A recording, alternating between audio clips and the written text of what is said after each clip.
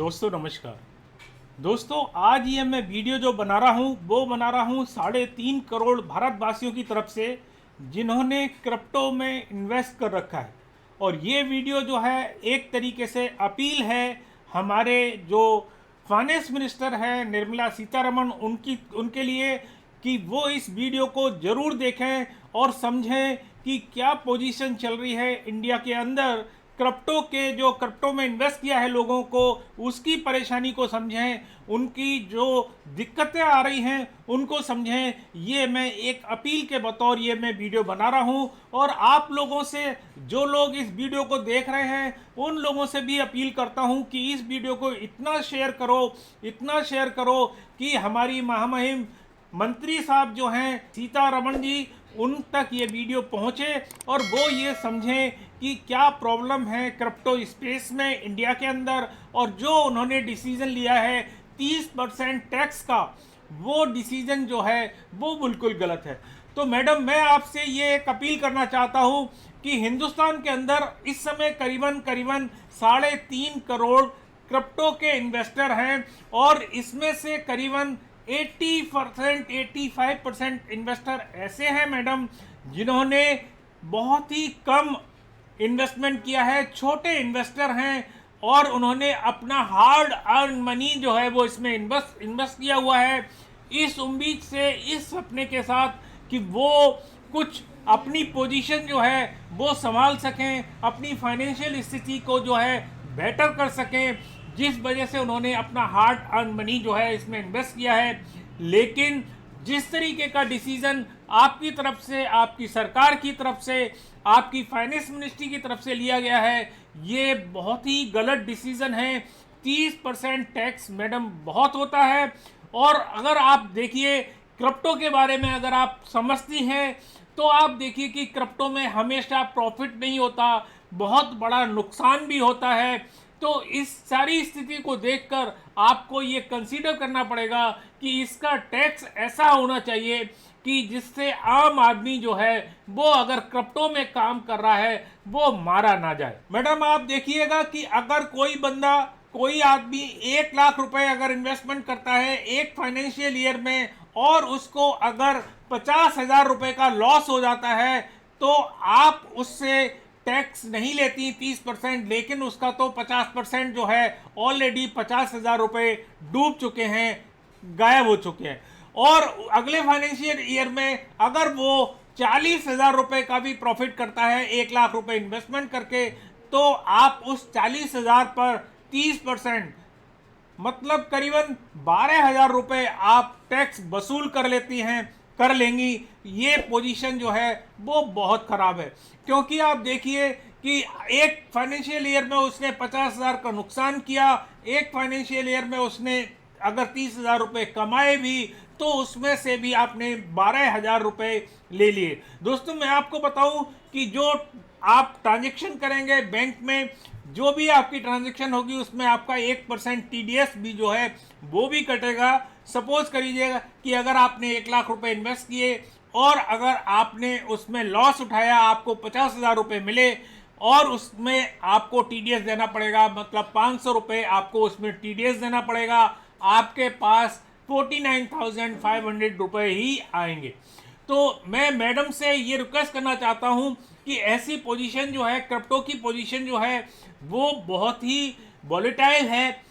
इसीलिए मैं ये कहना चाहता हूँ सभी लोगों की तरफ से, 3.5 करोड़ लोगों की तरफ से, कि आप इसको एक बार दोबारा कंसीडर कीजिए। और मेरा जो सजेशन ये है कि आप इसको इनकम टैक्स स्लैब में रखिए।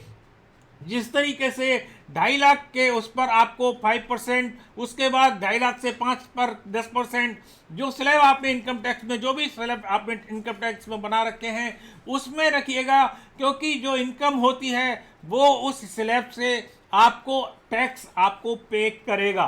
तो मैडम ये अगर आप इस तरीके का कोई डिसीजन लेते हैं तो हम लोगों के लिए और हम जो 3.5 करोड़ क्रिप्टो इन्वेस्टर हैं उनके लिए कोई भी प्रॉब्लम नहीं होगी। थोड़ा बहुत टैक्स आप और भी बढ़ा सकती हैं अगर आप चाहती हैं, लेकिन ये ध्यान रखिएगा कि ये गैम्बलिंग नहीं है, ये एक ट्रेडिंग है, ये एक इन्वेस्टमेंट है, और लोग अपना सपना पूरा करने के लिए, अपनी जीवन शैली सुधारने के लिए इसमें इन्वेस्ट कर रहे हैं, इसमें काम कर रहे हैं। तो मैडम आप इस चीज़ को ध्यान रखेंगे, और मैं उम्मीद करता हूं कि आप आने वाले जो 1 अप्रैल को अभी आपका टैक्स चालू हो जाएगा, इस पर लोगों को देना पड़ेगा, तो मैं यही आपसे अपील करना चाहता हूं कि इससे पहले आप डिसीजन ले लीजिएगा। पार्लियामेंट का सेशन भी अभी चालू होगा थोड़े दिनों में, तो मैं सभी लोगों से जो गवर्नमेंट में बैठे हुए हैं, फाइनेंस मिनिस्ट्री में बैठे हुए हैं, सभी लोगों से रिक्वेस्ट करता हूं कि आप इसको थोड़ा सा अच्छी तरीके से कंसीडर कीजिए, क्रिप्टो को समझिए अच्छी तरीके से, क्योंकि क्रिप्टो में हमेशा फायदा नहीं होता है। एक साल नुकसान होता है तो एक साल फायदा भी हो सकता है, अगली साल फिर नुकसान भी हो सकता है। तो या तो इसको क्लब कर दीजिएगा, 5 साल के लिए कर दीजिएगा, तो और 5 साल में ही उसको कैलकुलेट करिएगा कि इसमें कितना प्रॉफिट हुआ, कितना फायदा हुआ, तो भी मैं इसको जस्टिफाई मानता हूं। लेकिन अगर आप इसको हर एक फाइनेंशियल ईयर के हिसाब से इसको कंसीडर करेंगे तो लोगों में जो है वो बहुत ही जो है निराशा व्याप्त हो जाएगी, और लोग जो हैं वो क्रिप्टो में काम नहीं कर पाएंगे। इसका मतलब ये होगा कि आप लोग जो हैं वो नहीं चाहते कि लोग जो हैं क्रिप्टो में काम करें, आगे बढ़ें, नई टेक्नोलॉजी हिंदुस्तान के अंदर आए।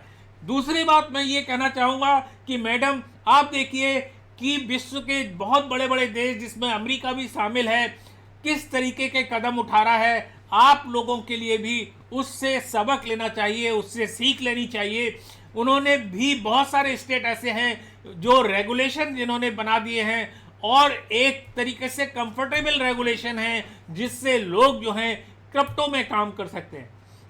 मैडम मैं आपसे यही कहना चाहता हूं कि आने वाले टाइम में क्रिप्टो जो है वो भविष्य है। आने वाले टाइम में क्रिप्टो जो है वो एक तरीके से पूरे वर्ल्ड में लोग बाग इसको एक्सेप्ट करेंगे। आपने इस पर बैन नहीं लगाया, उसके लिए मैं बहुत बहुत धन्यवाद कहता हूं आपको।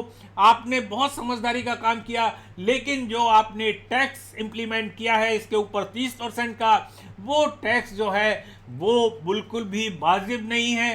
तो मैं आपसे यही रिक्वेस्ट करूंगा कि आप इसको एक बार दोबारा कंसीडर कीजिए, इसको अच्छी तरीके से स्टडी कीजिएगा। जो क्रिप्टो में काम कर रहे हैं, जो क्रिप्टो के जानकार हैं, उनसे सलाह लीजिएगा कि क्या पोजीशन चल रही है। लोग बाग छोटे छोटे इन्वेस्टर जो हैं छोटी छोटी ट्रेडिंग करते हैं, बहुत नुकसान भी उठाते हैं, कभी कभी फ़ायदा भी उठाते हैं। तो ऐसे लोगों को ध्यान में रखकर इस तरीके से टैक्स स्लैब बनाइए कि उनको कोई भी प्रॉब्लम ना हो। मैं ये नहीं कहता हूँ आप टैक्स मत लगाइए, टैक्स लगाइए, लेकिन स्लैब के साथ लगाइए कि अगर आपको कम प्रॉफिट होता है, आप 10,000 पैदा करते हैं तो आपको थोड़ा सा पैसा देना पड़ेगा। अगर आप 1 लाख पैदा करते हैं तो आपको थोड़ा ज़्यादा पैसा देना पड़ेगा। अगर आप 10 लाख की इनकम कर रहे हैं तो आपको थोड़ा ज़्यादा पैसा देना पड़ेगा। तो इस तरीके के स्लैब में किसी को प्रॉब्लम भी नहीं होगी, सारे लोग तैयार हो जाएंगे, सारे लोग खुश हो जाएंगे और आपको सपोर्ट करेंगे।